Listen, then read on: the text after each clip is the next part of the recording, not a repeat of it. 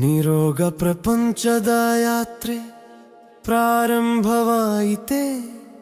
ಬೇಹದ್ದಿನ ತಂದೆಯ ನೆನಪಿನಲ್ಲಿ ಮನ ತೇಲಿತೆ. ರೋಗಿಗಳ ಲೋಕದಲ್ಲಿ ಬೆಳಕಾಗುವೆವು ನಾವು. ಬಾಬ್ದಾದ ಹೇಳುತ್ತಾರೆ, ಮಕ್ಕಳೇ ಆತ್ಮನೆಂದು ತಿಳಿದುಕೊಳ್ಳುವು. ಮಧುರ ಮಕ್ಕಳೇ, ಈ ಜಗವೇ ದೊಡ್ಡ ಆಸ್ಪತ್ರೆ. ಎಲ್ಲರ ಮನದೊಳಿದೆ ದುಃಖದ ಕಾಯಿಲೆ. ಬೇಹದ್ದಿನ ತಂದೆಯು ಬಂದಿದ್ದಾರೆ ಚಿಕಿತ್ಸೆಗಾಗಿ. ಜಜ್ಞಾನ ಖಡ್ಗದಿಂದ ಪಾಪದ ಪಂಜರ ಕಡಿಯಲು ಹಾದಿಯಾಗಿದೆ.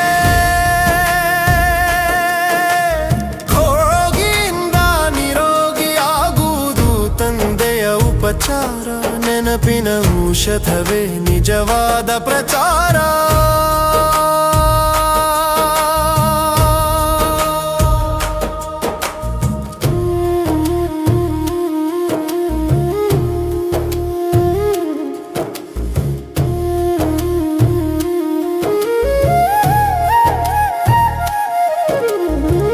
ದೇಹಾಭಿಮಾನ ತೊರೆದು ಆತ್ಮಾಭಿಮಾನ ಹಿಡಿ. ನಾನಾತ್ಮನೆಂಬ ನಶೆಯಲಿ ಸದಾ ನಿಲ್ಲು. ನಾವು ಆತ್ಮಗಳು, ತಂದೆ ಪರಮಾತ್ಮ. ಅವರ ಜೊತೆಗೆ ಮನೆಗೆ ಹೋಗುವ ಪಥ ಸುಧಾಮಯ. ಒಬ್ಬ ತಂದೆಯ ನೆನಪಲ್ಲಿ ಪ್ರೀತಿ ತುಂಬಿಸು. ಮನೆಗೆ ನಡೆಯುವ ಯಾತ್ರೆಯಲ್ಲಿ ಮನ ನೆಲೆಗಿಸು.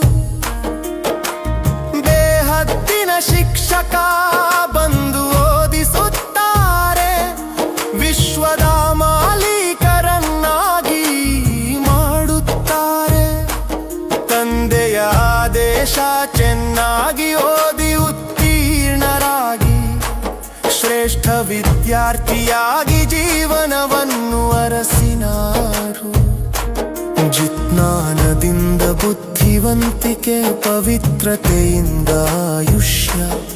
ತಂದೆಯ ಪಾಠದಿಂದ ಬಾಳು ಭವ್ಯ ದಿವ್ಯ.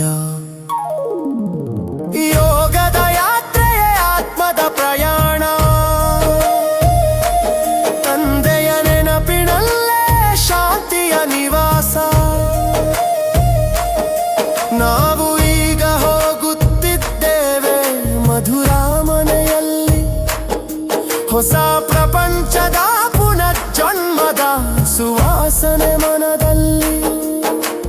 ಪತಿತದಿಂದ ಪಾವನದ ಪಥದಲ್ಲಿ ನಡೆಯುವೆನು. ತಂದೆಯ ನೆನಪಿನ ಬೆಳಕಿನಲ್ಲಿ ವಿಲೀನವಾಗುವೆನು.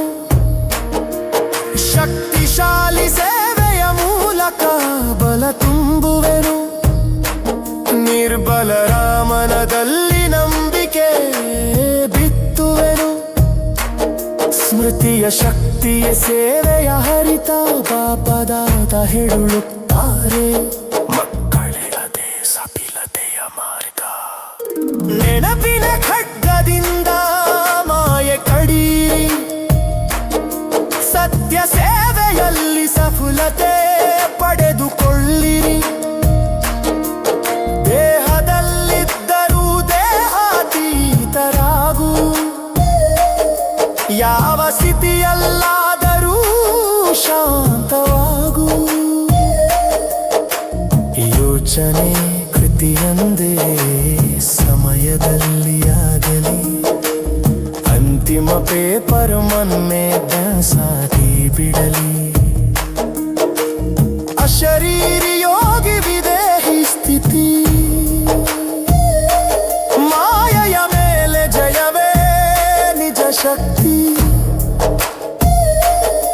ನಾವು ಮನೆಗೆ ಹೊರಟಿದ್ದೇವೆ ಈ ಸ್ಮೃತಿಯ ನಶೆ.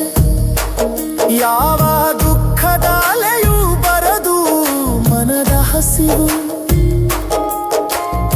ಆತ್ಮೀಯ ಯಾತ್ರೆಯಲ್ಲಿ ಖುಷಿಯ ಚಿತ್ತ. ಬಾಪದಾದ ಜೊತೆ ನಿತ್ಯ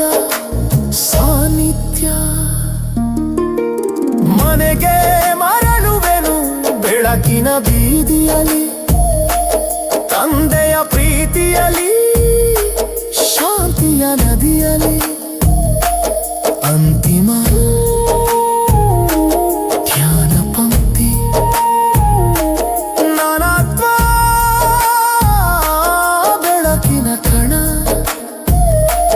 ತಂದೆಯು ಬೆಳಕಿನ ಸಾಗರ ಅವರೊಂದಿಗೆ ವಿಲೀನಾದಾಗ ನಿರೋಗ ಪ್ರಪಂಚದಾಗ ಯಾತ್ರೆ ಸಂಪೂರ್ಣವಾಗುತ್ತದೆ. ಓಂ ಶಾಂತಿ.